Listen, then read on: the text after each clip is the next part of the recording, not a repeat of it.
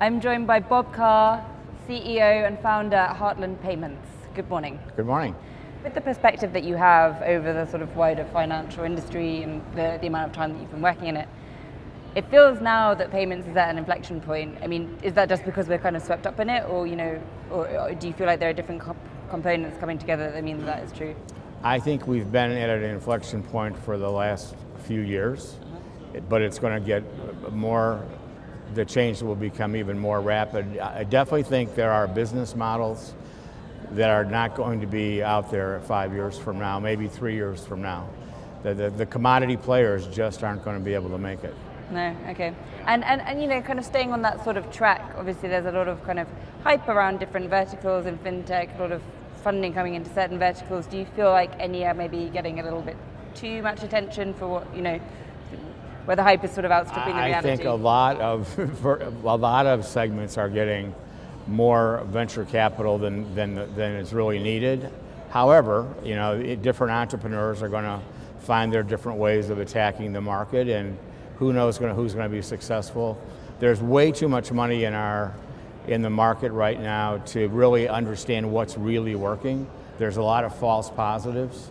So there's great stories out there about how customers love the system and all this, but there's so many customers that aren't paying for what they're receiving, and they're being paid to promote products. And so there's a lot of confidence in products that really shouldn't have the confidence that they have in it, because there's so much money behind them.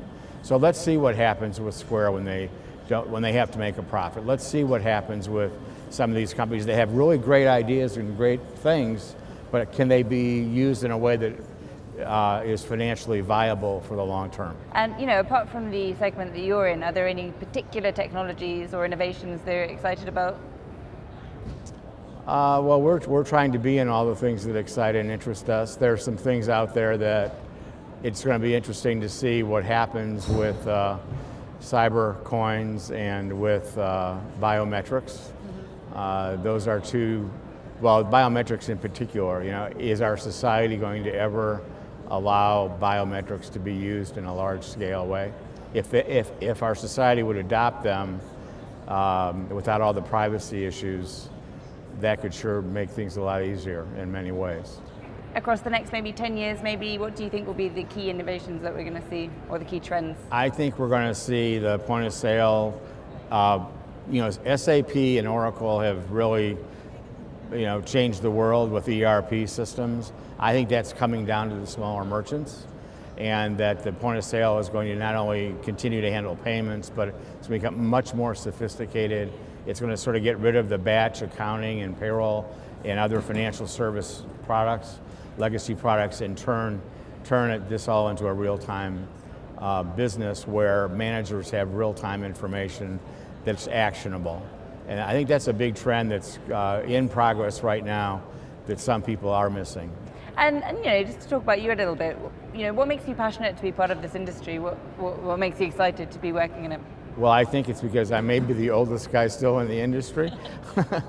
It's a great industry. I've been in technology since I was in college, and it's been nonstop my entire career. It's just the speed, the velocity has picked up immensely the last few years, and it's just very exciting with all the new tools of what can be done. Your imagination is really the limiting factor. If you had to, in one sentence, describe why you're excited and passionate to be part of this industry, what would that be? Because the industry is growing. It's not just a payments industry now. It's a payments, and it's an enriched payments industry. So whereas we were doing $1 trillion annually, that's going to $5 trillion in the U.S. But then when you add all the other components around it, the loyalty, the gift, the payroll services that can be done on the point of sale, and on and on and on and on, the business is really expanded for those who are not commodity players.